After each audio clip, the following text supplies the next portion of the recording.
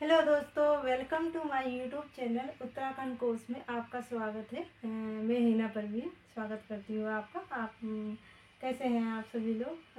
उम्मीद है सब लोग बढ़िया होंगे। तो हमारा जो ये चैनल है उत्तराखंड कोर्स, यहाँ पे आपको उत्तराखंड से रिलेटेड स्टडी कराई जाएगी, जिसमें आपका उत्तराखंड का बेसिक परिचय, उत्तराखंड का इतिहास, उत्तराखंड का भूगोल, उत्तराखंड की संस्कृति और उत्तराखंड के जितने भी आपके कॉन्सेप्ट या फिर आपके टॉपिक्स हैं वो कवर जाएंगे। वो भी आपकी डेली क्लासेस के साथ। और आपको डेली क्लासेस के जो पीडीएफ है वो हमारे उत्तराखंड का टेलीग्राम चैनल जो उत्तराखंड कोर्स है, आप उसे ज्वाइन कर सकते हैं। तो वहाँ आपको daily free of cost provide किए जाएंगे। तो मैं स्टार्ट करती हूँ खूबसूरत से सेशन आपके उत्तराखंड राज्य के बारे में।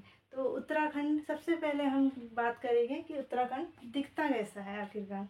तो उत्तराखंड तो अभी हमारा ये उत्तराखंड की स्थापना के बाद बना था, लेकिन जो उत्तराखंड वाला क्षेत्र है वो आपका पहले से जो क्षेत्र है उसके बारे में हम दिखाते हैं आपको। उत्तराखंड जो पहले था, जैसे यूपी से जो अलग हुआ है, उत्तराखंड बाद में हुआ है, 9 नवंबर सन 2000 में हुआ है। लेकिन उससे पहले क्या था, उत्तराखंड यूपी का ही एक भाग था।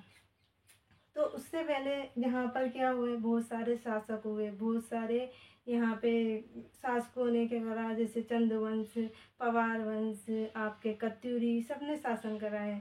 तो इसके बाद जो हुआ है, ये 9 नवंबर सन 2000 को एक राज्य के रूप में उभर कर आया है। ये हिमालय राज्य है, हिमालय की गोद में बसा हुआ है तथा अपनी खूबसूरती तथा सुंदरता के लिए काफ़ी ज़्यादा प्रसिद्ध है। तो उत्तराखंड की हम क्लास स्टार्ट करते हैं।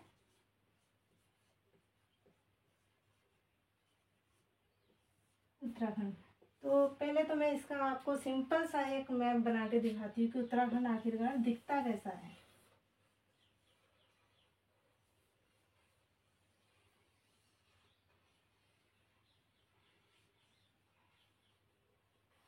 ये हमारा उत्तराखंड का मैप। तो उत्तराखंड का ये मैप हो गया। आपके डिस्ट्रिक्ट में इसमें बाद में आपको मैपिंग करके दिखाऊंगी। अभी हम इसके फिलहाल स्टार्टिंग में हम जो स्टार्ट करेंगे वो उत्तराखंड के नाम से रिलेटेड करेंगे, क्योंकि हम किसी की जानकारी करते हैं सबसे पहले उसके नाम पे चर्चा की जाती है। तो उत्तराखंड की पहले नाम पर चर्चा होगी, उसके बाद ये हमारी जो अभी क्लासेस चलेंगी वो उसकी उत्तराखंड के बेसिक परिचय से रिलेटेड होगी। उसके बाद मैं आपको उत्तराखंड का इतिहास, उत्तराखंड का इतिहास स्टार्ट करूँगी और इतिहास कवर करने के बाद उत्तराखंड का भूगोल शुरू किया जाएगा। तो फिलहाल 2-3 दिन तक आपके उत्तराखंड का बेसिक परिचय, क्योंकि हम पहले हमें पता होना चाहिए कि उत्तराखंड के नॉर्मल जो बातें हैं वो हमें सारी जानकारी प्राप्त होनी चाहिए। तो ये हमारा उत्तराखंड हो गया। उत्तराखंड में बेसिकली 2 मंडल हैं, एक गढ़वाल और एक कुमाऊं। तो कुमाऊं क्षेत्र का जो भाग है वो आपका यहाँ से घटकर ये, तो इतने भाग को जो है, ये जो भाग है इसको गढ़वाल मंडल कहा जाता है।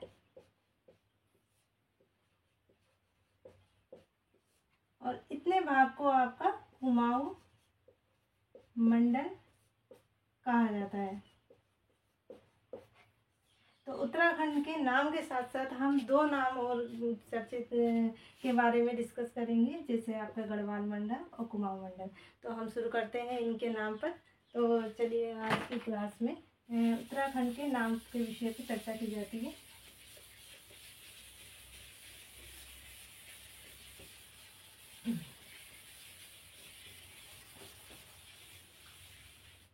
ये आपका उत्तराखंड है। तो उत्तराखंड के नाम पर चर्चा, उत्तराखंड। तो उत्तराखंड जो है वो कई सदियों, कई, जैसे जब से इसका धरती का निर्माण हुआ तब से ही कोई ना कोई जगह पे ये क्षेत्र होगा। तो वहाँ पर आपका जैसे सबसे पुराने हमारे जो हैं ग्रंथ हैं, यानी कि सबसे पहले हम जो देखेंगे ग्रंथों में देखेंगे तो हमारे उत्तराखंड का वर्णन 2 तरह से हुआ है। एक हुआ है हमारे ग्रंथों में, धार्मिक ग्रंथों में, और एक हुआ है अधार्मिक ग्रंथ। अधार्मिक ग्रंथ हमारी पुस्तकें होंगी जो अभी आधुनिक काल में या आपके प्राचीन काल में जो भी पुस्तकें आई हैं उसमें उत्तराखंड का वर्णन कैसे हुआ है, यात्रा वृत्तांत के द्वारा या फिर किसी की रचना के द्वारा। और धार्मिक ग्रंथों में क्या होता है कि आपको धार्मिक ग्रंथों में किसी क्षेत्र को, जैसे महाभारत काल या फिर आपके कोई पौराणिक काल में इस क्षेत्र को क्या कहा जाता था, इस तरह से। तो सबसे पहले हम बात करेंगे ऋग्वेद। तो उत्तराखंड का नाम सबसे पहले जो वर्णन हुआ है वो ऋग्वेद में हुआ है। तो ऋग्वेद में आपको उत्तराखंड को क्या क्या कहा गया है, उत्तराखंड, क्योंकि बेसिकली उत्तराखंड उस समय ऋषि मुनि लोग, देवों का स्थान था, तो उस समय क्या कहा जाता होगा, आप सोच सकते हैं कि उत्तराखंड को मनुष्यों की पूर्ण भूमि या देव भूमि इसी टाइप से कहा जाता है। तो ऋग्वेद में सबसे पहले उत्तराखंड का वर्णन हुआ है और इसे मनुष्यों की पूर्ण भूमि या देवभूमि कहा जाता था। तो सबसे पहले हम यहाँ पे डिवाइड कर देते हैं धार्मिक ग्रंथों में, और यहाँ पर आपके हुए अधार्मिक ग्रंथ।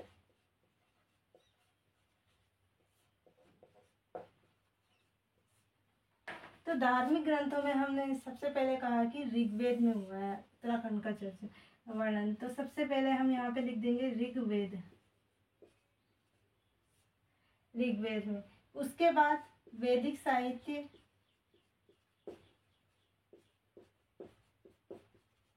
वैदिक साहित्य।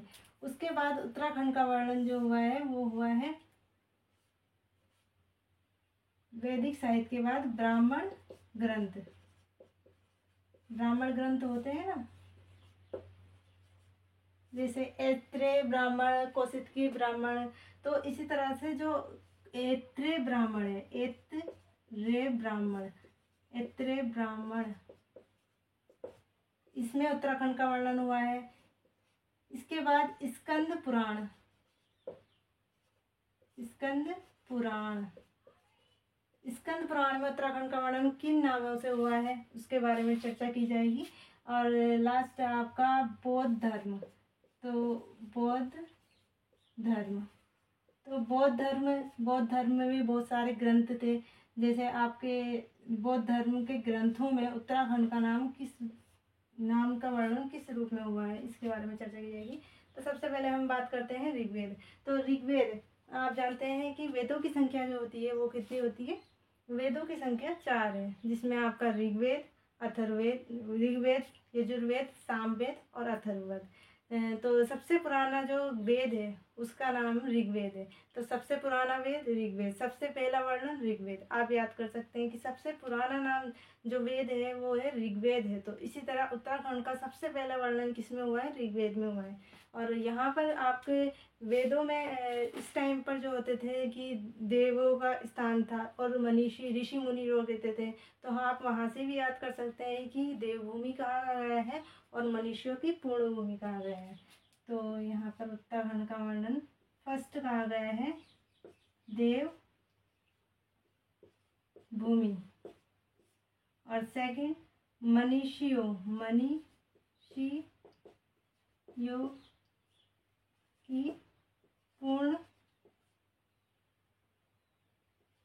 पूर्ण भूमि, यह आपका ऋग्वेद में कहा गया है।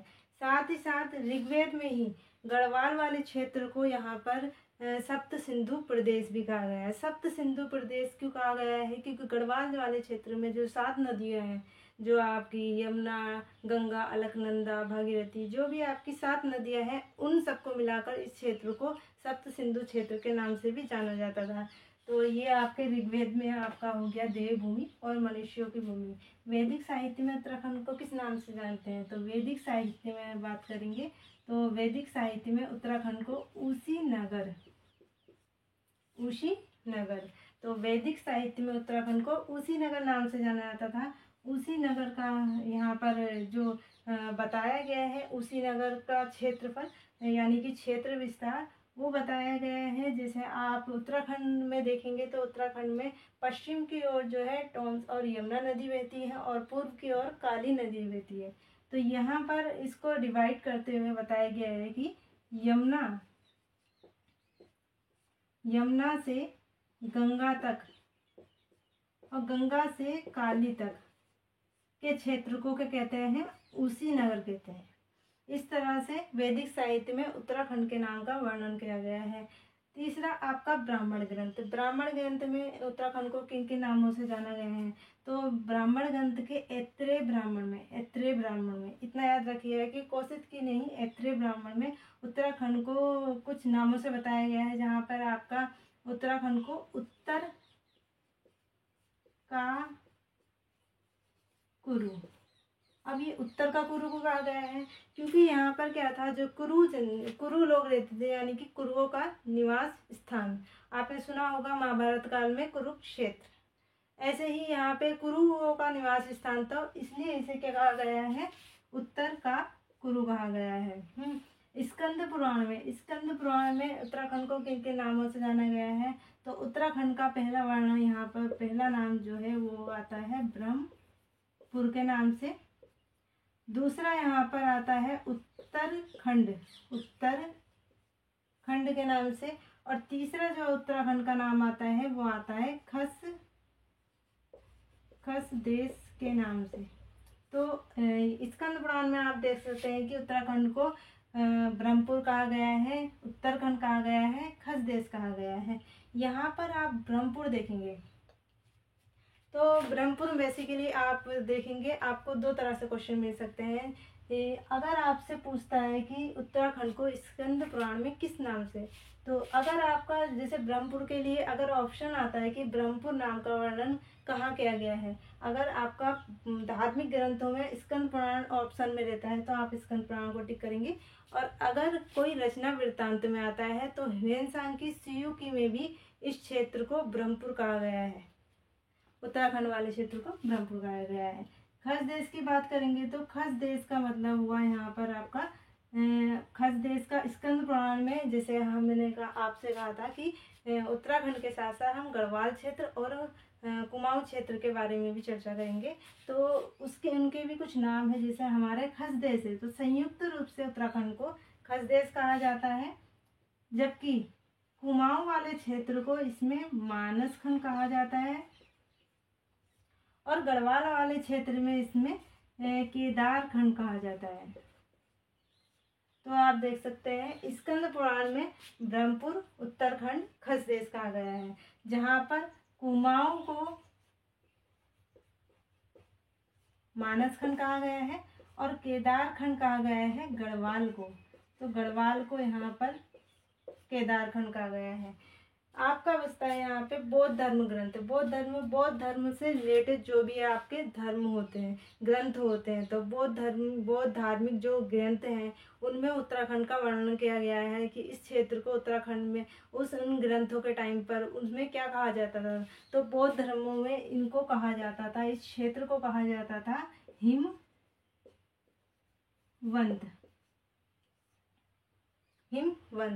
तो हिमवंत जो है बौद्ध धर्म में कहा जाता था उत्तराखंड को। तो उत्तराखंड के नाम हमने देख लिए यहाँ पर। आपके ऋग्वेद में देवभूमि मनुष्यों की भूमि हो गया, ऋग्वेद में, और वैदिक साहित्य में ऊशीनगर हो गया, ब्राह्मण ग्रंथ में उत्तर का कुरु हो गया, स्कंद पुराण में ब्रह्मपुर खस देश और उत्तराखंड कहा गया है, बौद्ध धर्म में हिमवंत कहा गया है। तो ये होगी उत्तराखंड के धार्मिक ग्रंथों में नाम पर चर्चा। इसके बाद आते हैं हमारे अधार्मिक ग्रंथ, जिसमें आपकी पाणिनि जो मैंने आपसे कहा था, जैसे आधार्मिक ग्रंथ होंगे, आधार्मिक ग्रंथ में या तो कोई पुस्तकें होंगी या कोई रचनाएं होंगी, यात्रा वृत्तांत होगा किसी का, तो वो सब क्या है, उन्होंने अपनी यात्रा वृत्तांत या पुस्तकों में वहाँ पे इस क्षेत्र के बारे में वर्णना की है और वहाँ पर इनको नाम को चर्चा कर दी है। जैसे हमारे यहाँ पर पाणिनि की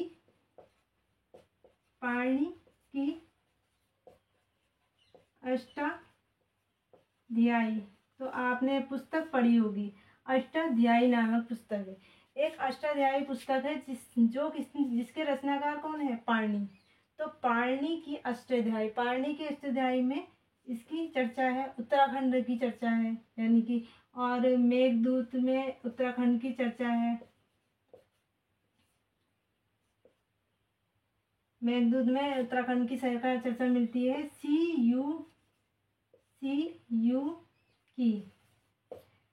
सीयूकी के बारे में आप देख सकते हैं कि सीयूकी किसकी पुस्तक है, तो सीयूकी जो है ह्वेनसांग जो है भारत में भ्रमण करने आया था। ह्वेनसांग जो है गुप्त काल में आया था वैसे भारत में, चंद्रगुप्त के टाइम पर। और ह्यूएन ही जब ह्यूएन चंद्रगुप्त के काल पर भी आया था और हर्षवर्धन का।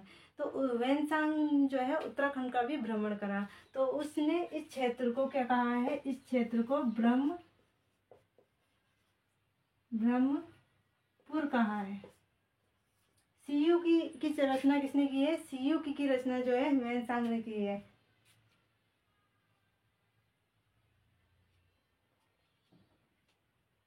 तो ब्रह्मपुर के नाम से किसने सीयूकी में रचना की है, जिसे और इसी क्षेत्र को इसने अपनी भाषा में, जैसे ह्यूएन क्या था, चीनी यात्री था, तो वो चीनी यात्री ने, जैसे सीयूकी क्या है, सीयूकी एक चीनी वर्ड है, तो सीयूकी में ही इसने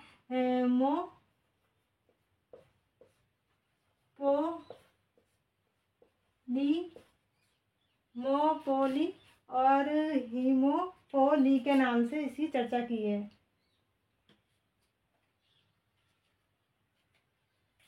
ओली ही मोपोली,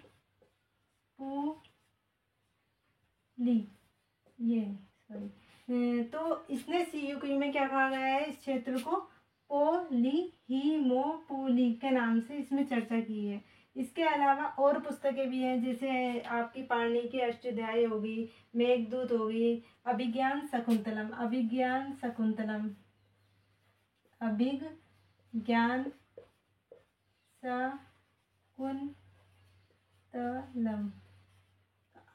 शकुंतलम ये किसकी रचना है, ये रचना है कालिदास की। तो ये रचना है कालिदास की रचना है। तो यहाँ पे कालिदास की रचना में भी उत्तराखंड का वर्णन किया गया है, इस क्षेत्र के बारे में बात की गई है कि उत्तराखंड में। इसके अलावा आपका आ जाता है जहांगीरनामा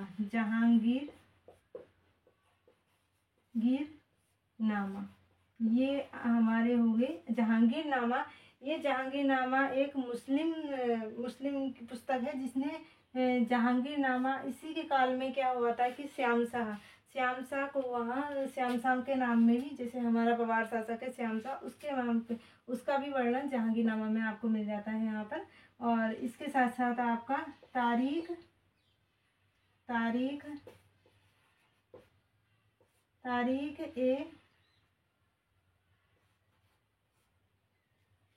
ए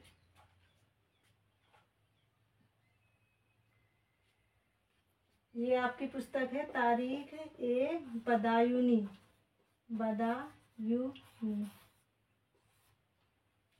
तो उत्तराखंड का वर्णन आपको इन पुस्तकों में मिल जाएगा। पुस्तकों में बेसिकली इस क्षेत्र के बारे में बात कही गई है।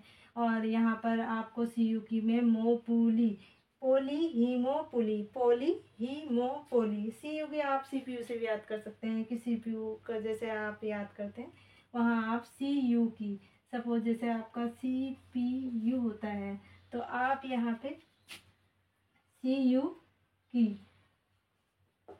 सीयूकी इस तरह से भी याद कर सकते हैं। सीयूकी में पोली हीमोपोली के नाम से याद कर सकते हैं। अभिज्ञान शकुंतलम, ये आपका हो गया उत्तराखंड के नाम पर चर्चा। तो एक बार रिवाइज कर दिया जाए, ऋग्वेद में आपका उत्तराखंड का नाम वर्णन जो है देवभूमि और मनुष्य भूमि के नाम से चर्चा की गई है। दूसरा आपका वैदिक साहित्य में उसी नगर के नाम से की गई है। तीसरा आपका ब्राह्मण ग्रंथ के ऐत्रेय ब्राह्मण में इसको उत्तर का कुरु कहा गया है, कुरुओं के निवास स्थान होने के कारण। और आपका जैसे स्कंद पुराण में इसे ब्रह्मपुर, खसदेश और उत्तराखंड कहा गया है। खसदेश किसे कहते हैं, खसदेश मानस खंड और केदारखंड को मिला के खसदेश कहा जाता है। लास्ट आपका आता है बौद्ध धर्म ग्रंथों में, इसमें इसको हिमवंत के नाम से जाना गया है। तो यहाँ पर उत्तराखंड के नाम पे चर्चा हो गई है। तो अब आगे बढ़ते हैं इस क्लास में। तो यहाँ पर हम अब कुमाऊं और गढ़वाल क्षेत्र के बारे में बात करते हैं। जैसे उत्तराखंड नाम जो है आपका, उत्तराखंड का मीन्स होता है उत्तर का भाग, यानी कि भारत का उत्तरी भाग। तो एक बात कि उत्तराखंड नाम का जो मीन्स होता है वो क्या होता है, भारत का उत्तरी भाग। तो इसी भाग में हमारे दो जो क्षेत्र आते हैं वो होता है एक गढ़वाल मंडल और एक होता है कुमाऊं मंडल। तो यहाँ पर हमारा कुमाऊं आ जाएगा और यहाँ पर हमारा गढ़वाल क्षेत्र आ जाएगा, गढ़वाल।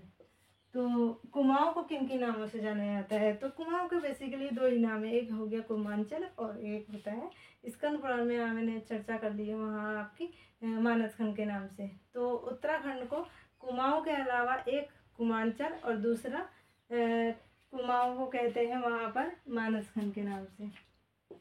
तो हमारा कुमाऊं के दो नाम हो जाएंगे, एक हो जाएगा कुर्मांचल और दूसरा यहाँ पर हो जाएगा मानसखंड। मानसखंड, ये मानसखंड हो गया यहाँ पर। कुर्मांचल, कुर्मांचल का यानी कि कुमाऊं कुर्मांचल ये नाम किस प्रकार पड़ा? तो जो कृष्ण थे भगवान थे उनका जो जन्म हुआ था वो एक कछुए के रूप में हुआ था इस क्षेत्र में। तो इसी के नाम पर जो कच्छप, इन्हीं के नाम पर इनका नाम जो है इस क्षेत्र का नाम जो है कुर्मांचल यानी कि कुमू के नाम से बताया है। तो इसे कहते हैं जैसे कुर्मा अवतार में हुआ था। किस अवतार में हुआ था श्री कृष्ण भगवान का जन्म? कुर्मा अवतार में, कुर्मा अवतार में जन्म हुआ था। तो कुर्मा अवतार में इनका जो जन्म हुआ था, कुर्मा अवतार यानी कि कछुए के रूप में हुआ था। दूसरा मानसखंड, मानसखंड ये कहाँ पर मैंने आपको बताया था, यहाँ पर मानसखंड जो चर्चा की गई थी वो स्कंद पुराण में की गई थी। ये स्कंद पुराण में की गई थी। आपका गढ़वाल क्षेत्र आता है तो गढ़वाल क्षेत्र के आपके नाम हो जाएंगे यहाँ पर। जैसे मैंने स्कंद पुराण में यहाँ पे मानसखंड कहा गया था, ऐसे स्कंद पुराण में केदार खंड जो है वो गढ़वाल क्षेत्र को कहा गया है। गढ़वाल क्षेत्र को क्या कहा गया है? केदार खंड कहा गया है। इसके बाद गढ़वाल क्षेत्र को मैंने पीछे चर्चा की थी कि उत्तर का कुरु जो है वो उत्तराखंड को कहा गया है, जबकि उत्तर कुरु जो है वो के गढ़वाल क्षेत्र को कहा गया है। उत्तर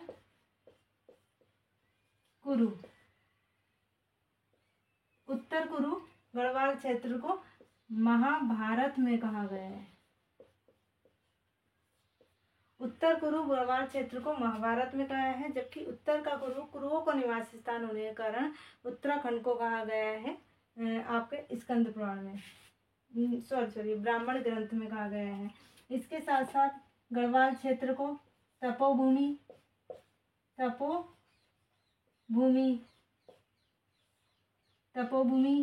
बद्रिकाश्रम, तपोभूमि, बद्रिकाश्रम, स्वर्णभूमि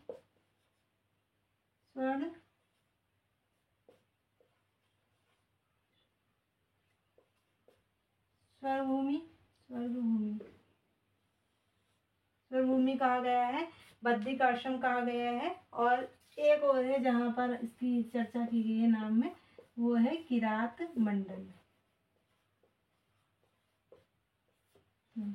तो आप देख सकते हैं किरात मंडल से आपको याद आ रहा होगा कि किरात जो है एक जनजाति का भी नाम है।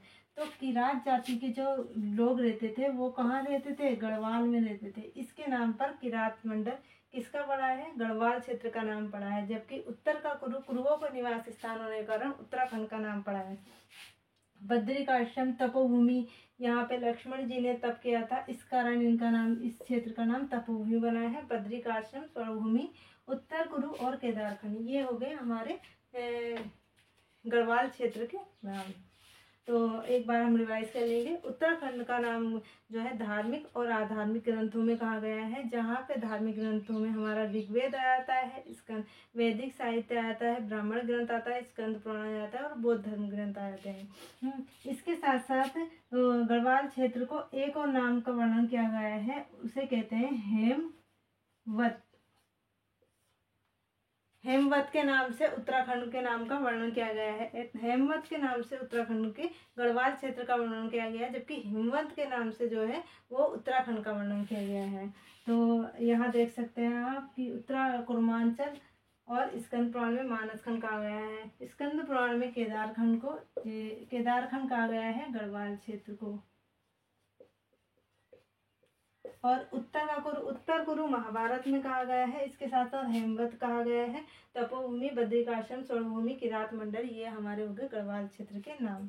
तो यहाँ से आई होप आपको समझ आया होगा कि उत्तराखंड और केदार गढ़वाल और कुमाऊं के क्या क्या नाम होते हैं।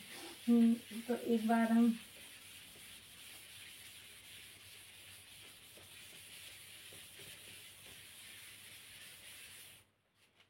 रिवाइज कर लेते हैं।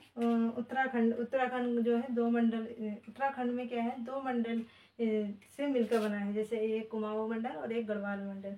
तो उत्तराखंड का नाम जो है हमारे धार्मिक ग्रंथ और अधार्मिक ग्रंथों में मिलता है। धार्मिक ग्रंथ वो होते हैं जो धर्म से रिलेटेड होता है, अधार्मिक ग्रंथ हमारी पुस्तकें होती हैं या फिर किसी की रचनाएं होती हैं। तो उत्तराखंड का जैसे ऋग्वेद वैदिक साहित्य आपका सबसे पहले उत्तराखंड का वर्णन ऋग्वेद में कहा गया है, देवभूमि मनुष्यों की पूर्ण भूमि हो जाएगा वहाँ पर आपका। वैदिक साहित्य में उत्तराखंड को उसी नगर के नाम से कहा गया है। तो आप देख सकते हैं यमुना से गंगा, गंगा से काली तक क्या आ जाता है, वैदिक साहित्य में आपका उसी नगर आ जाता है। फिर आता है आपका ब्राह्मण ग्रंथ, वहाँ पर उत्तर का कुरु कहा गया है उत्तराखंड को। फिर आपका ब्राह्मण ग्रंथ के बाद स्कंद पुराण आता है, वहाँ उसके 3 नाम आते हैं, जहाँ पे आपको ब्राह्मण ग्रंथ में ब्रह्मपुर, खसदेश और उत्तराखंड के नाम से, उत्तराखंड नहीं उत्तराखंड के नाम से आएगा। फिर आएंगे आप यहाँ अधार्मिक ग्रंथों में पाणिनि की अष्टधाई पुस्तक हो, अभिज्ञान शकुंतलम हो, जहांगीरनामा हो, या फिर बदायूं की तारीख है बदायूनी हो, या फिर आपका सीयू की हो। तो यहाँ पे उत्तराखंड का अलग अलग क्षेत्रों के बारे में वर्णन किया गया है। और इसके बाद हमारा जो नेक्स्ट टॉपिक है कुमाऊं क्षेत्र और गढ़वाल क्षेत्र।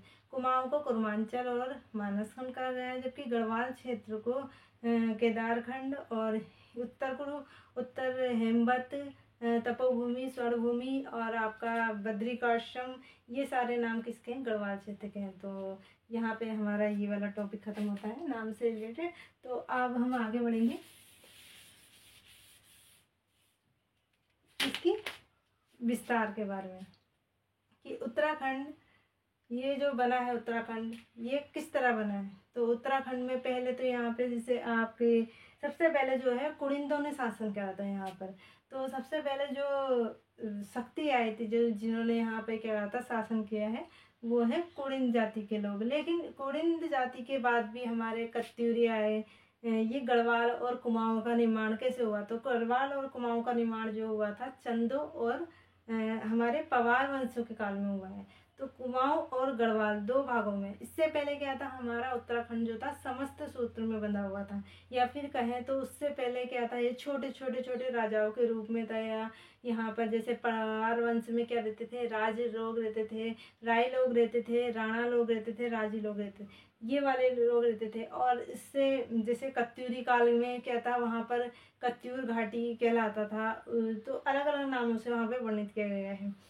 तो अभी हम सबसे पहले हम देखते हैं कुमाऊं क्षेत्र के बारे में। तो हमारा कुमाऊं क्षेत्र के किस प्रकार कुमाऊं क्षेत्र का विस्तार हुआ। तो सबसे पहले हमारा आता है चंदों के काल में। तो कुमाऊं क्षेत्र का विस्तार, कुमाऊं क्षेत्र विस्तार। अभी बात क्योंकि हमारे जो राज्य का जो स्थापना हुई है वो 9 नवंबर सन 2000 में हुई है। तो उससे पहले तो हम जब इनके जिलों का भी निर्माण नहीं हुआ है, तो हम जिलों के रूप में ना कहकर क्षेत्र के रूप में बात करेंगे, क्योंकि जिलों का निर्माण जो है 1839-40 के समथिंग हुआ है। उससे पहले हमारे जो कुमाऊं में आए थे चंद, तो चंद 700 ईस्वी में आए थे। चंदों का जो शासन हुआ था वो 700 ईस्वी में यहाँ पर आए थे। यहाँ पे कत्यूरों का शासन रहा, यहाँ पर कम से कम कुछ टाइम, बहुत टाइम तक कत्यूरियों में शासनकाल रहा। तो सबसे जो कत्यूरी शासनकाल था, कत्यूरियों का शासनकाल था, उसका अंतिम जो राजा था या अंतिम शासक कह सकते हैं, वो जो था ब्रह्मदेव या बीरमदेव कह सकते हैं। तो ब्रह्मदेव या बीरमदेव। तो कुमाऊं में शासन कर रहा सोमचंद आता है यहाँ पर सबसे पहले। सोमचंद 700 से 812। तो सबसे पहले सोमचंद आता है। सोमचंद जो होता है वो झूसी का रहने वाला होता है। सोमचंद जो होता है वो इलाहाबाद यानी कि इलाहाबाद के झूसी का रहने वाला होता है। और वो कहाँ आता है? उत्तराखंड वाले क्षेत्र में बद्रीनाथ दर्शन के लिए, नहीं, घूमने के लिए आता है। सोमचंद घूमने के लिए आता है उत्तराखंड वाले क्षेत्र में।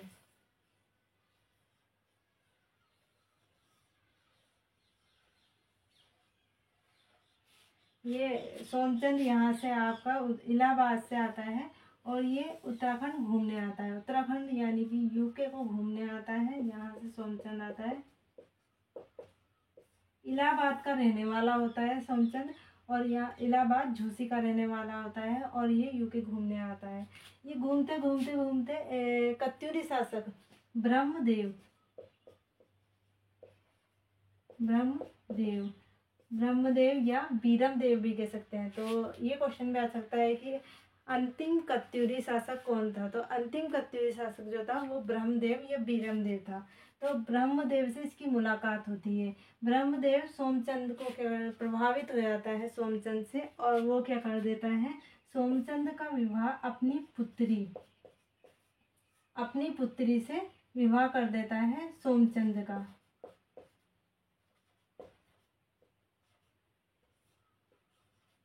सोमचंद विवाह, तो पुत्री का विवाह सोमचंद से कर देता है। तो सोमचंद से विवाह कर दिया तो ये दामाद हो गया। अब दामाद को कहते हैं, इन्होंने दान में जो है पुत्री को दान में क्या दी? सोमचंद को यहाँ पर दे दिया चंपावत वाला हिस्सा, यानी कि चंपावत के आसपास का जो थी 15 बीघा, यानी कि 15 बीघा जमीन, 15 बीघा जमीन का है, या फिर 300 नाली, 300 नाली उस टाइम की जो नाप है 300 नाली। तो 300 नाली या 15 बीघा जमीन किसको दे दी? सोमचंद को दे दी है। तो सोमचंद का विवाह इससे कर दिया, और 300 नाली जो जमीन थी कत्यूरी शासक ने किसे दे दी थी? सोमचंद को सौंप दी। सोमचंद को जब सौंप दी तो सोमचंद ने क्या करा? सोमचंद ने चंपावत यहाँ पर तो चंपावत में एक किले का निर्माण करवाया जिसे कहते थे राजबुंगा किले का निर्माण करवाता है। और इसके चारों ओर 4 अन्य जाति के लोगों के किले के निर्माण, जो अपनी राज्य सुरक्षा के लिए उनको बसाया। जैसे यहाँ पे होते थे कार्की लोग, यहाँ पर आपके चौधरी लोग, यहाँ पर आपके बोरा लोग, और यहाँ पर आपके तड़ागी लोग। तो सोमचंद ने क्या करा? राजबुंगा किले का निर्माण करवाया। उसके चारों ओर कहते हैं, चारों दिशाओं में 4 अन्य लोगों को बसाया, जिनमें कहते हैं कार्की, चौधरी, बोरा, तड़ागी। तड़ागी से आप तालाब के रूप में जान सकते हैं। तालाब गहरा होता है तो तालाब मतलब बेसिकली उसमें पानी होता है, तो तड़ागी यानी कि नीचे आ जाएगा। बोरा यानी कि उठाने का होता है, तो बोरा के रूप में आप याद कर सकते हैं। पूरब में कार्की आ जाएगा और पश्चिम में चौधरी लोग आ जाएंगे। तो ये तो हो गया कि सोमचंद ने क्या कर दिया? यहाँ पर नींव रख दी। और कुमाऊं क्षेत्र में सोमचंद ने सबसे पहले चंद्रवंश की नींव रखी थी। तो वो हो सकता है कि सबसे पहले चंद्रवंश की नींव है। चंद्रवंश का शासक कौन है? सोमचंद ने। और इसने किस किले का निर्माण कराया था? राजबुंगा, और उसी को राजधानी, वहीं पे राजधानी बनाए। तो जिस क्षेत्र को उसको मिला होगा उसी क्षेत्र को वो राजधानी बनाएगा बेसिकली।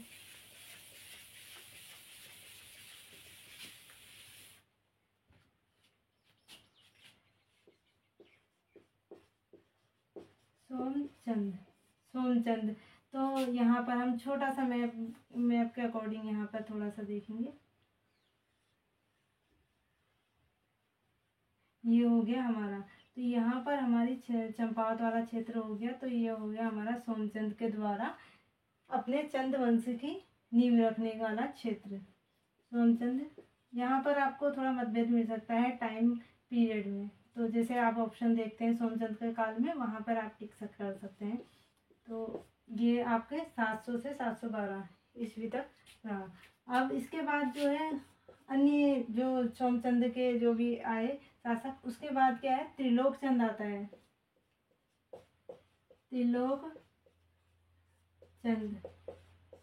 त्रिलोक चंद का जो टाइम पीरियड है 1296 से 1303 तक है।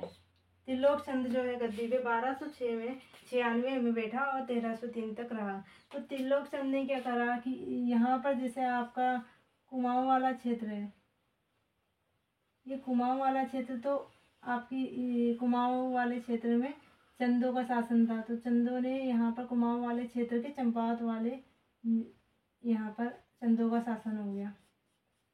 इसके आसपास चंपावत के जस्ट बगल में, चंपावत के यानी कि इसे क्या कहते हैं, चंपावत कह दो या काली कुमाऊँ, क्योंकि उस समय क्या है ये जिला नहीं बना था, तो इसे काली कुमाऊँ के नाम से भी जाना जाता है इस क्षेत्र को, चंपावत को। तो चंपावत के जस्ट बगल में यहाँ होता था भीमताल। तो भीमताल में एक किले का निर्माण किसने करवाया था? त्रिलोक चंद ने करवाया था। तो पूछ सकता है कि राज्य विस्तार के दौरान किस चंद शासक ने भीमताल में किले का निर्माण करवाया? तो राज्य विस्तार के दौरान जब सबसे पहले जो है भीमताल में किले का निर्माण करवाया था त्रिलोक चंद ने। त्रिलोक चंद का टाइम पीरियड पूछेगा तो 1296 से 1303 तक रहेगा। यहाँ पर करवाया। फिर इसके बाद क्या होता है, जब ये भीमताल में यहाँ पे पश्चिमी सुरक्षा के लिए करा था, क्योंकि आप देख सकते हैं इस साइड पूरब, इस साइड पश्चिम, तो पश्चिमी सुरक्षा यानी कि अपने राज्य की सुरक्षा के लिए करवाया था। इस साइड हमारी काली नदी जाती है। फिर आता है गरुड़ ज्ञानचंद। गरुड़ से आपको याद आ रहा होगा, गरुड़ ज्ञानचंद उड़ते हुए गरुड़ को तीर मारा था। तो मोहम्मद तुगलक ने ज्ञानचंद को गरुड़ की उपाधि दी थी। तो गरुड़ ज्ञानचंद ने क्या करा, मोहम्मद बिन तुगलक की सहायता की। और यहाँ पर मोहम्मद बिन तुगलक की सहायता, तो उस दौरान उड़ते हुए गरुड़ को मारा, और जब यह उसके दरबार में गया तो गरुड़ की उपाधि किसने दी थी? मोहम्मद बिन तुगलक ने दी थी। तो जब अभी हम बात कर रहे हैं बेसिक्स, तो अभी मैं जब डीप बताऊंगी तो मैं आपको जब उत्तराखंड का इतिहास पढ़ाऊंगी उस टाइम पर मैं सारे शासकों के बारे में, सारे चंद और पवार जितने भी शासक हैं सबके बारे में डीपली बताऊंगी। अभी बात करते हैं इनके जीते हुए क्षेत्रों के बारे में। तो गरुड़ ज्ञानचंद ने यहाँ पर हमारी चंपावत जिला हो जाएगा या काली कुमाऊँ हो जाएगा, यहाँ पर होता है उधम सिंह नगर, नीचे की ओर है उधम सिंह नगर, और इसके जस्ट इधर होता है नैनीताल। उधम सिंह नगर, नैनीताल। तो उधम सिंह नगर वाला क्षेत्र को कहते हैं तराई क्षेत्र, और नैनीताल वाले क्षेत्र के ऊपर वाले क्षेत्र को कहते हैं भाबर क्षेत्र। तो ये हमारा तराई क्षेत्र और भाबर क्षेत्र, ये इसकी राजधानी हो गई। और वैसे बेसिकली यहाँ पर भी थोड़ा सा तराई वाला क्षेत्र है, लेकिन ये क्या है, इस साइड जो है आपका गढ़वाल क्षेत्र। अभी हम बात कर रहे हैं कुमाऊँ की बात है, यानी कि कुमाऊँ के चंद राजवंश की बात। तो यहाँ पर जो गरुड़ ज्ञानचंद था, इसने तराई प्लस भाबर, तो गरुड़ ज्ञानचंद ने सबसे पहले तराई और भाबर क्षेत्र में अधिकार स्थापित करा, यानी कि अपने शासन का विस्तार कराया। तो पूछ सकता है कि सबसे पहले भीमताल में किले का निर्माण करवाया था त्रिलोक चंद ने। तराई और भाबर क्षेत्र पर अधिकार स्थापित करा जो किसने करा था? गरुड़ ज्ञानचंद ने करा। गरुड़ ज्ञानचंद का जो टाइम पीरियड है वो आपका हो जाएगा 1374 से 1419 तक। तो यहाँ पर आपका 1374 से 1419 है। ये मैं आपको जिन्होंने यहाँ पर क्या करा है, कुमाऊँ में चंद्रवंश की राज्य विस्तार करा है उनके बारे में बता रही हूँ। ये टाइम पीरियड आपको सिर्फ उनका ही मिल रहा है। बाकी आपको जब चंद और पवार वंश होगा तो आपको वहाँ पर अल्टरनेट, यानी कि आपको वहाँ पे क्रम के अकॉर्डिंग मिलेगा, टाइम के अकॉर्डिंग। तो यहाँ पर तराई और भाबर क्षेत्र को किसने जीता था? गरुड़ ज्ञानचंद ने। इसके बाद आता है यहाँ पर हमारा कीर्ति चंद।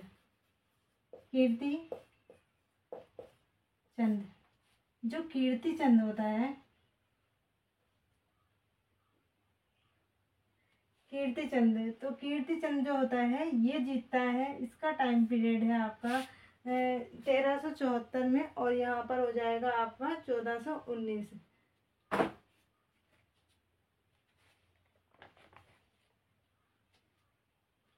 इसका हो जाएगा 1488 से 1503 के समथिंग।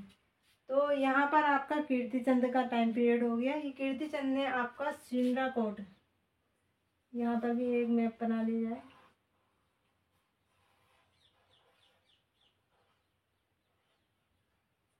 ये हमारा उत्तराखंड हो गया। ये हमारे गरुड़ ज्ञानचंद ने जीता था। कीर्तिचंद ने क्या करा, कीर्तिचंद ने यहाँ के क्षेत्र को जीता। अब आप देखेंगे कि यहाँ का क्षेत्र जो है ये हमारा हो गया अल्मोड़ा वाला क्षेत्र।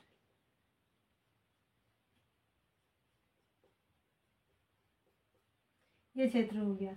तो यहाँ पर चंपावत, चंपावत से भीमताल को गए, भीमताल से यहाँ उधम सिंह नगर और यहाँ नैनीताल को जीत लिया। यहाँ पर आपका अल्मोड़ा वाले क्षेत्र में कुमाऊं का विस्तार हो गया, कुमाऊं में चंद्रवंश का विस्तार हो गया। तो यहाँ पर कीर्तिचंद जो है सिंड्राकोट, सिंड्राकोट, सिंड्राकोट को जीतता है। और कोसी प्लस गगास, जो कोसी प्लस गगास नदी के मध्य का क्षेत्र होता है। तो कोसी नदी देखेंगे आप, यहाँ बागेश्वर के कौसानी से निकलती है तो नीचे को आती है। तो यहाँ का जो क्षेत्र था वो किसने जीता था, वो कीर्तिचंद ने जीता था, सिंड्राकोट। और यहाँ पर आपको कीर्तिचंद द्वारा ये वाले क्षेत्र जो थे ये जीत लिए गए थे। इसके बाद आता है भीष्मचंद, भीष्मचंद, भीष्मचंद क्या होता है कि ये सिंड्राकोट जो है, सिंड्राकोट वाला क्षेत्र, ये सिंड्राकोट जो किला है उसका निर्माण भी कौन करता है, ये इसको जीता है कीर्तिचंद। कोसी और गगास वाले क्षेत्र को बरार और डोगार इस टाइप के नाम होते हैं इनके, तो उसे कौन जीता है, कीर्तिचंद। यहाँ पर भीष्मचंद आता है। भीष्मचंद जो होता है ये आता है 1555 से 1560 के समथिंग, 1555 से 1560। भीष्मचंद क्या सोचता है कि भीष्मचंद अपनी जो यहाँ पर हमारी ये कुमाऊं वंश की जो राजधानी थी चंपावत, चंपावत थी, ये मध्य से ना हटकर बीच में हो, मध्य से हटाकर ये दूसरी जगह ले जाना चाहता है। तो ये देखता है, नींव रखता है आलमगीर, क्योंकि ये क्षेत्र है अभी तो इन जिलों का निर्माण, इन जिलों की स्थापना नहीं हुई है। तो हम ये जो देता है इसका नाम जो है आलमगढ़, आलमनगर। तो आलमनगर के रूप में इस राज्य की ये नींव रखना चाहता है, आलमनगर के रूप में। लेकिन ये क्या होता है, समय से पहले इसकी मृत्यु हो जाती है। तो इसके बाद इसका पुत्र होता है आलमनगर। कहाँ, आलमनगर के नाम से क्या होता है, ये अल्मोड़ा को बसाना चाहता है, अल्मोड़ा में आलमनगर नाम से राजधानी की स्थापना करना चाहता है। लेकिन क्या होता है, बालो कल्याण चंद जो होता है, बालो कल्याण चंद इसका पुत्र होता है। ये करता है, ये पिता का सपना पूरा करता है। तो ये तो हमारे जीते गए थे,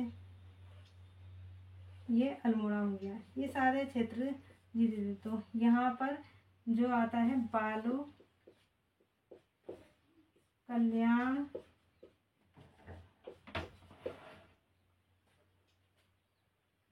बालो कल्याण चंद, बालो कल्याण चंद। तो बालो कल्याण चंद जो है, बालो कल्याण चंद जो है वो भीष्मचंद्र का क्या था, पुत्र था।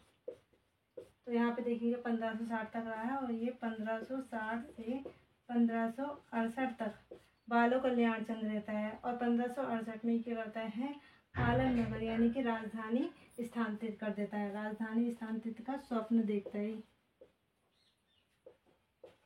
स्वप्न राजधानी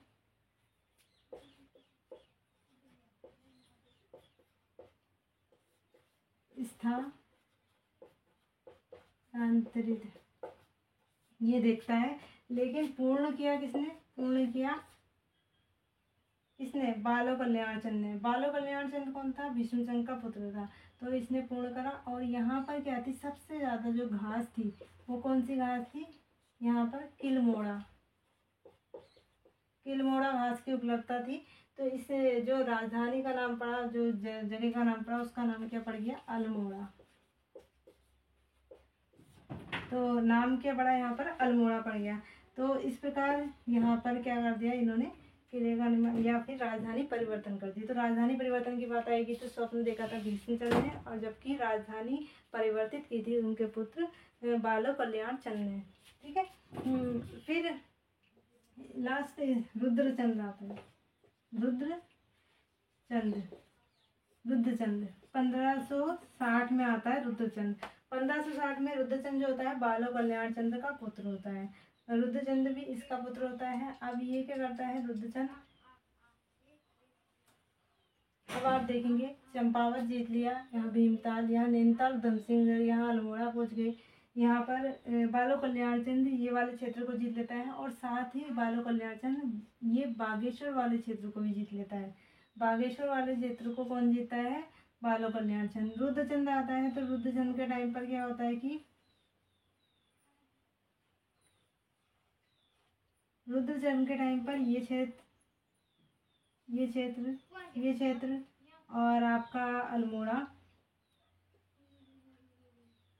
रुद्रचंद्र अस्कोट वाला क्षेत्र भी जीत लेता है। अस्कोट, तो अस्कोट वाला क्षेत्र किसने जीता था? रुद्रचंद्र ने। और जबकि ये बागेश्वर और अल्मोड़ा नगर को किसने बसाया था? अल्मोड़ा का बालो कल्याण चंद्र ने। स्वप्न देखा था भीष्मचंद्र ने। कीर्तिचंद ने क्या करा था? कीर्तिचंद ने सुंदराकोट को जीता था और कोसी विकास का क्षेत्र को जीता था। जबकि गरुड़ ज्ञानचंद ने तराई भावर वाले क्षेत्र को जीता था। काली कुमाऊं की स्थापना किसने करी थी? सोमचंद ने की थी। काली कुमाऊं में चंद्रवंश की स्थापना। भीमताल में किले का निर्माण त्रिलोकचंद ने। तो आप इतना देख सकते हैं। यहाँ पर आपका पिथौरागढ़ आ गया। पिथौरागढ़, बागेश्वर, अल्मोड़ा, नैनीताल, उधमसिंहनगर और चंपावत, ये हमारे हो गए 6 डिस्ट्रिक्ट। ये डिस्ट्रिक्ट की स्थापना जो हुई है, ये जिलों की स्थापना तो बाद में हुई है, लेकिन ये जो क्षेत्र हैं ये अब संपूर्ण रूप से कुमाऊं क्षेत्र के अंतर्गत आ गया है। और ये रुद्रचंद्र ने यहाँ पर अस्कोट को जीत लिया था। तो ये हुआ हमारे कुमाऊं क्षेत्र के विस्तार की बात।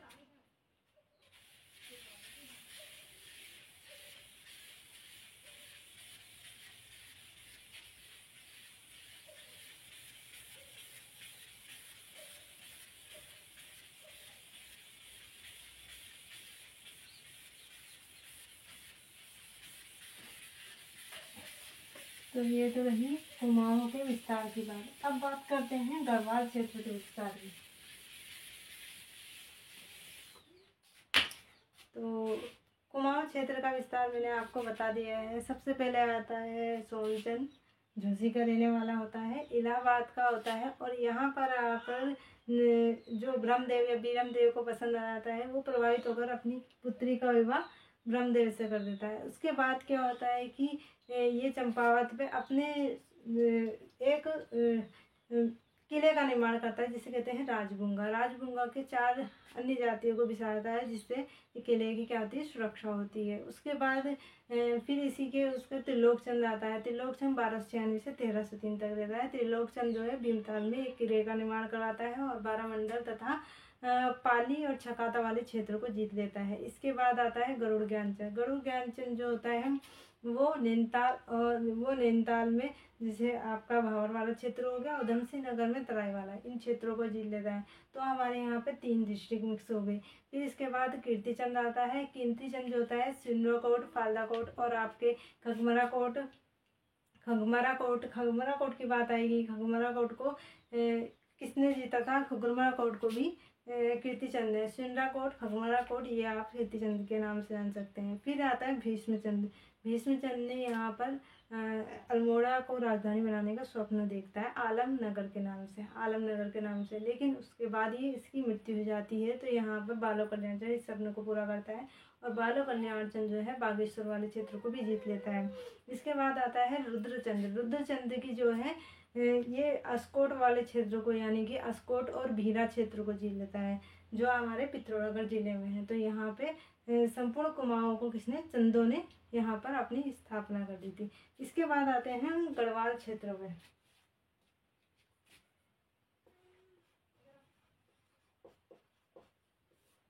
गढ़वाल क्षेत्र, तो गढ़वाल क्षेत्र के बारे में चर्चा करते हैं। गढ़वाल क्षेत्र में जो है सबसे पहले हम कि पहले तो यहाँ पे कुलिंदों का शासक था, योद्धे और पौरव वर्मन, ये सारे लोग आए, फिर कत्यूरी शासनकाल रहा। तो गढ़वाल क्षेत्र में भी क्या था कि गढ़वाल क्षेत्र में जब गढ़वाल शासक आए तो उस टाइम पर क्या था, क्योंकि जो चंद्रवंश के शासक आए वो आए थे पहले, लेकिन गढ़वाल क्षेत्र के जो शासक आए वो आए 888 के समथिंग आए। तो चंदों का और गढ़वाल का थोड़ा ये है कि चंदों के थोड़े जो स्टार्टिंग डेट है वो थोड़ी यहाँ पर अपवाद है इनके उसमें। तो यहाँ पर 888 में ये कौन कौन से रहते थे, गढ़वाल वाला क्षेत्र, ये हमारा गढ़वाल क्षेत्र हो जाएगा यहाँ पर।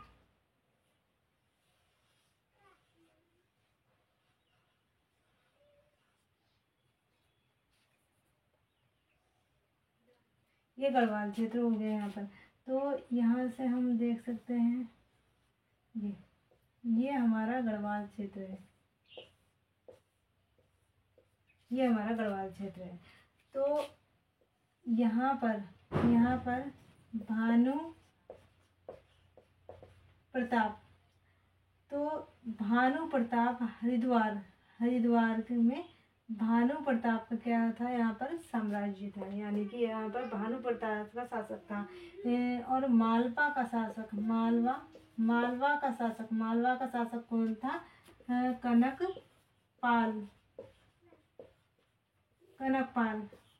कनकपाल जो था मालवा का शासक है। ये यहाँ से यहाँ पर आता है, ये जाता है बद्रीनाथ, यानी कि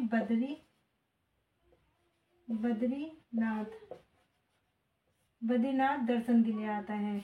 तो इसी समय में इससे मुलाकात होती है, भानु प्रताप से हो जाती है, क्योंकि मालवा का शासक था तो वो शासक है इसी हिसाब से होता है। तो बद्रीनाथ में हरिद्वार में भानु प्रताप का शासन था, तो ये होती है बद्रीनाथ में भानु प्रताप की इससे मुलाकात हो जाती है। तो भानु प्रताप की दो पुत्री होती हैं, दो पुत्री होती है, दो पुत्री होती है, बड़ी और छोटी। तो बड़ी पुत्री का विवाह जो है ये कत्यूरी शासक से करता है, और ये छोटी पुत्री का कनकपाल से कर देता है। तो कनकपाल से जो है छोटी पुत्री का विवाह कर देता है भानु प्रताप। इसके बाद जब ये कनकपाल से विवाह कर देता है, ये अपना शासन छोड़ के बद्रीनाथ दर्शन के लिए चला जाता है या फिर तीर्थ यात्रा में चला जाता है। और कनकपाल यहाँ पर शासन स्थापित कर देता है। तो कनकपाल 1888 में यहाँ पे क्या थे, राय लोग थे, राणा लोग थे और राजा लोग थे। यहाँ पर राजा लोग थे। 888 नहीं सॉरी 823 में ये थे, 823 में ये थे। 888 में क्या आता है, कनकपाल आता है। फिर कनकपाल में और शासक आते हैं, राज्य विस्तार होता है। इनमें सबसे ज़्यादा इम्पोर्टेंट है अजयपाल जो होता है, अजयपाल का जो टाइम पीरियड है वो है 1500।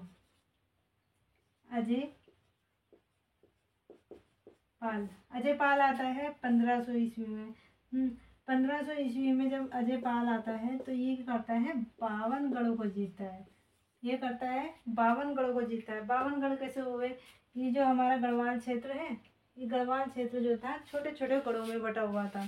तो उस टाइम पे छोटे छोटे गढ़ों में बना हुआ था। तो उस टाइम पे अजयपाल आया। अजयपाल का सिर्फ राज्य विस्तार, मतलब गढ़वाल पवार शासकों का जो राज्य विस्तार था,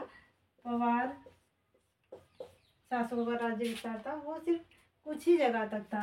लेकिन अजयपाल जब आता है तो उस टाइम पर क्या होता है कि ये क्षेत्र और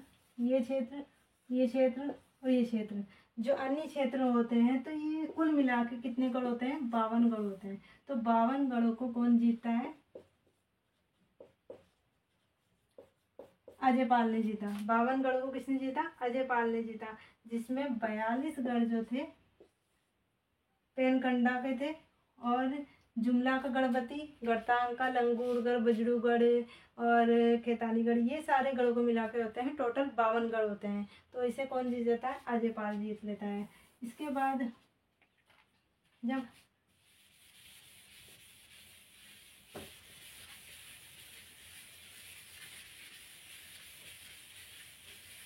थोड़ा अच्छा नहीं लग रहा है, इसको थोड़ा सही से बनाती हूँ।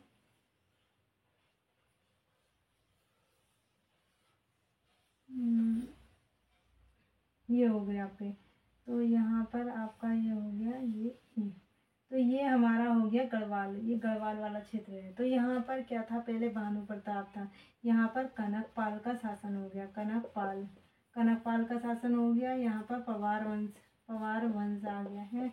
और फिर यहाँ पर अजयपाल ने ये वाला क्षेत्र, ये वाला मंदाकिनी वाला क्षेत्र भी किसने जीता था, अजयपाल ने जीता था। तो जब अजयपाल का टाइम पीरियड आता है तो ये 52 गढ़ जीता है, गढ़ जीते। तो 52 गढ़ों को किसने जीता था, अजयपाल ने जीता था। और अजयपाल, इसके बाद क्या हुआ कि पवार वंश की जो कहते हैं शासन चलता रहा। तो टाइम होता है वहाँ पर 1794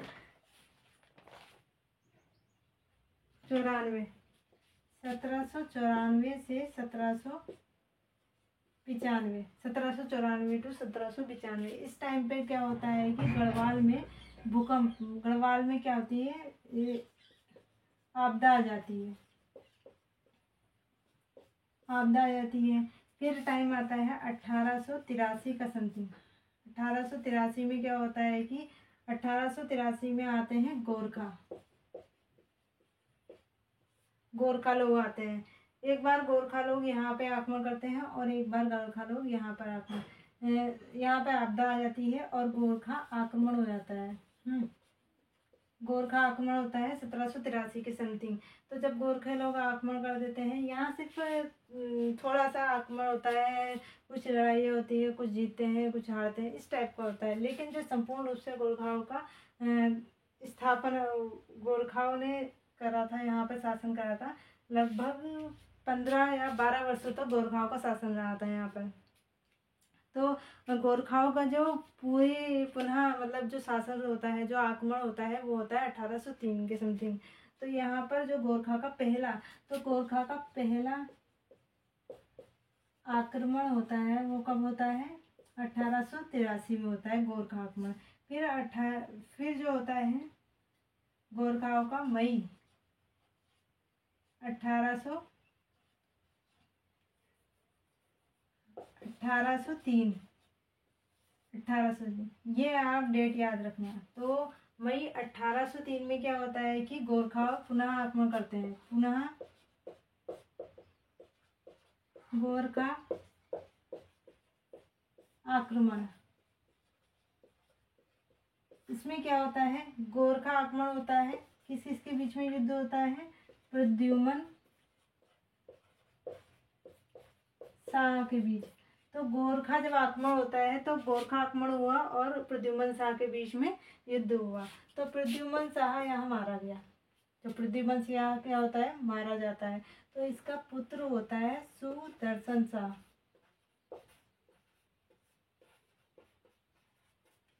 शाह। तो गोरखा प्रद्युम्न शाह मारा जाता है, सुदर्शन शाह किसका पुत्र होता है, प्रद्युम्न शाह का होता है। इनको कौन बचा देते हैं, दरबारी लोग बचाते हैं, दरबारी लोग इसको बचा लेते हैं। और ये क्या होता है, नाबालिग होता है।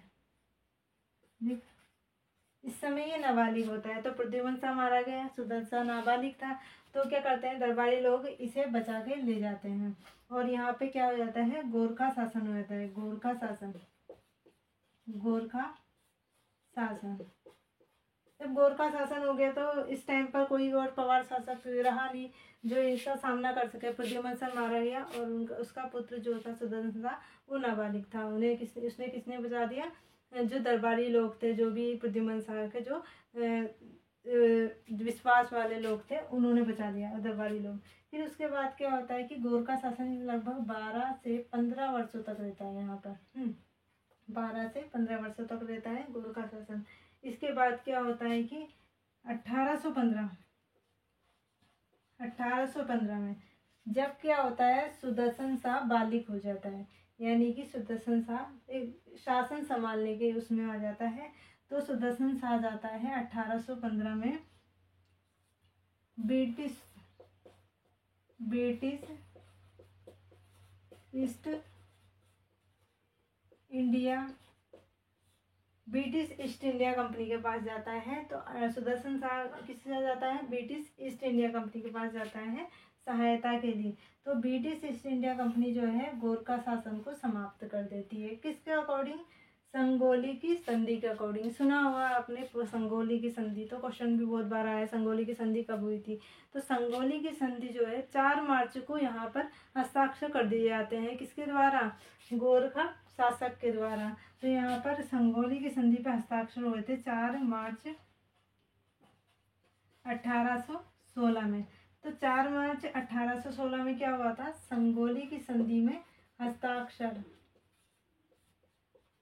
हो गए थे, क्योंकि ये गोरखा शासक हस्ताक्षर नहीं कर रहा था, तो इसने 4 मार्च को हस्ताक्षर पूर्ण रूप से हस्ताक्षर करे, तो संगोली की संधि के अनुरूप। तो यहाँ पर क्या हुआ?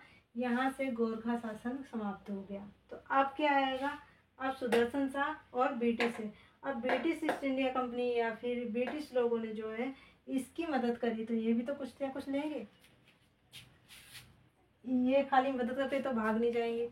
तो ये इनका शासन भारत में वैसे ही चल रहा था। तो जब ब्रिटिश ईस्ट इंडिया कंपनी आई थी, तो ब्रिटिश ईस्ट इंडिया कंपनी और सुदर्शन शाह ने इसको किसको? गोरखाओं को भगा दिया।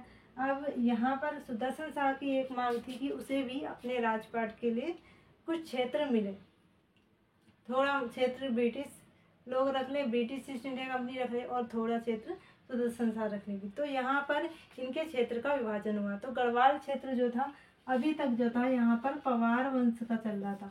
ये संपूर्ण गढ़वाल पर पवार शासक चल रहे थे। लेकिन अब क्या होगा? गढ़वाल क्षेत्र में, गढ़वाल क्षेत्र 2 भागों में बढ़ जाएगा। तो गढ़वाल क्षेत्र, कुमाऊं क्षेत्र पे यहाँ पे 20 जो 1791 में यहाँ पे ब्रिटिश शासन स्थापित हो गया था। यहाँ ब्रिटिश शासन स्थापित हो गया था, लेकिन यहाँ पर जो ब्रिटिश शासन स्थापित हुआ था वो हुआ था 1816 में। तो हम यहाँ देख सकते हैं 1791। तो सॉरी तो यहाँ पर ब्रिटिश शासन था इस समय, और यहाँ पर ब्रिटिश शासन के लिए क्या हो गया था कि गोरखाओं को भगा दिया गया था। तो अब देखते हैं आगे की।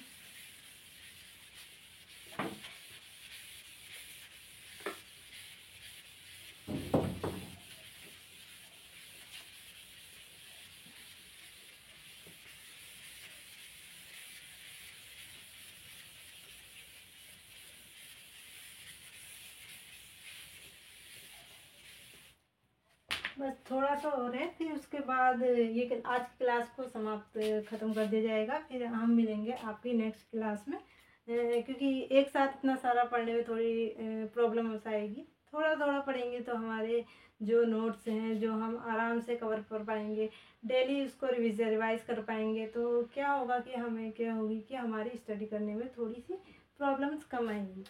तो यहाँ पर हमारा जो हो गया था ब्रिटिश ईस्ट इंडिया गोरखा शासन समाप्त हो गया था।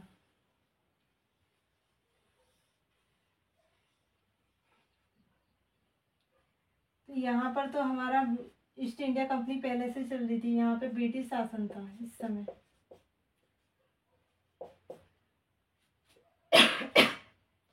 तो सुदर्शन शाह भी था, सुदर्शन शाह को भी अपना कुछ शासन या राजपाट चलाने के लिए क्षेत्र चाहिए था, और ब्रिटिशों को भी चाहिए था। तो इन्होंने क्या करा कि गढ़वाल क्षेत्र में देहरादून का क्षेत्र ब्रिटिश के अकॉर्डिंग ब्रिटिश के अंडर में आ गया।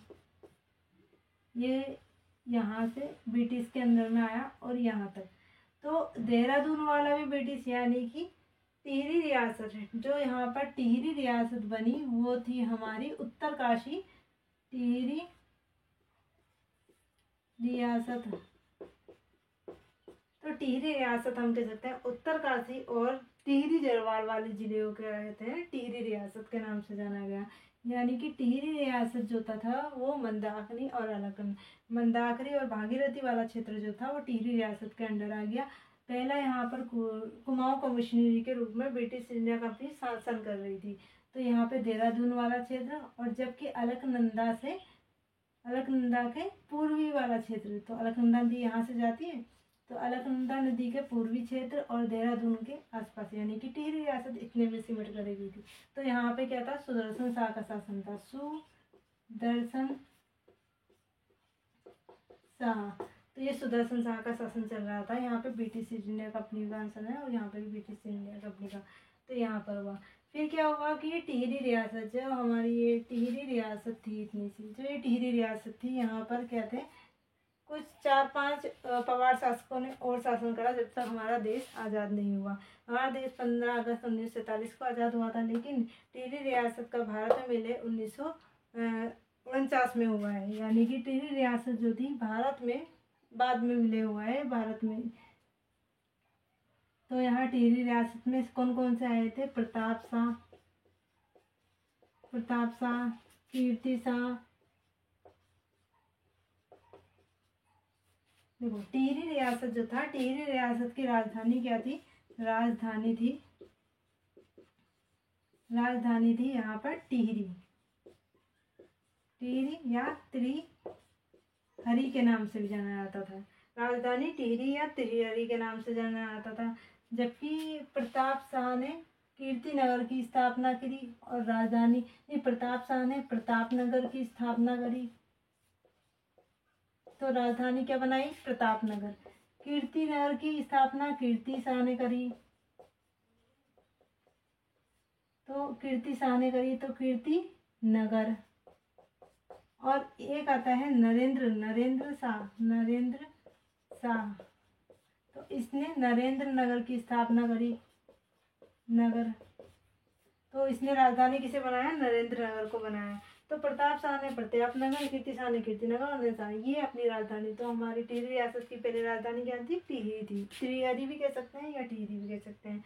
तो ये हो गया ओवरऑल। गढ़वाल क्षेत्र में क्या था, जो भी शासन रहा, तो गढ़वाल क्षेत्र में जितना भी पवारों और ब्रिटिश गोरखाओं ने शासन करा था और गढ़वाल क्षेत्र की नींव रखी थी, उसके बारे में हो गया।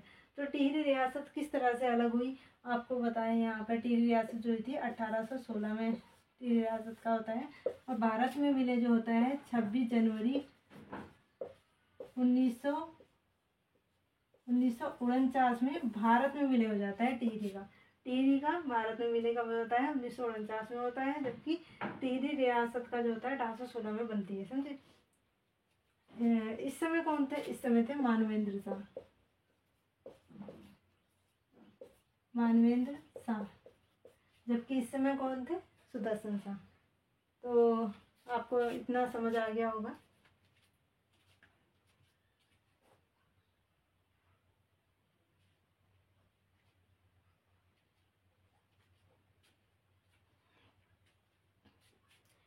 तो ये थी आज की क्लास।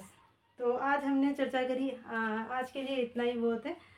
तो आज हम चर्चा करी है उत्तराखंड के नाम पर, गढ़वाल और कुमाऊं के क्षेत्रों के नाम पर चर्चा की है तथा इन क्षेत्रों के राज्य विस्तार के नाम पर करी है कि हमारा कुमाऊं किस तरह बना, गढ़वाल किस तरह बना। अभी सिर्फ क्षेत्र बने हैं, अभी इनके जो जिलों की स्थापना हुई है वो हम पढ़ेंगे कल के सेशन में। क्योंकि उत्तराखंड में जो कहते हैं जिलों की स्थापना हुई है, कुछ हुई है स्वतंत्रता से पहले और कुछ हुई है स्वतंत्रता के बाद। स्वतंत्रता से पहले ऑलमोस्ट 2 ही जिले थे, लेकिन स्वतंत्रता के बाद और जिलों की स्थापना हुई है। तो इसके बारे में हम कल पढ़ेंगे। तो आपको कैसा लगा हमारा सेशन, आप लाइक कर सकते हैं, सब्सक्राइब कर सकते हैं हमारे यूट्यूब चैनल को, उत्तराखंड कोर्स को। और आपको इस क्लास के नोट्स हम उत्तराखंड कोर्स टेलीग्राम चैनल पे प्रोवाइड करेंगे, आप उसे ज्वाइन कीजिए। आपको यहाँ पे डेली क्लासेस प्रोवाइड की जाएगी। धन्यवाद।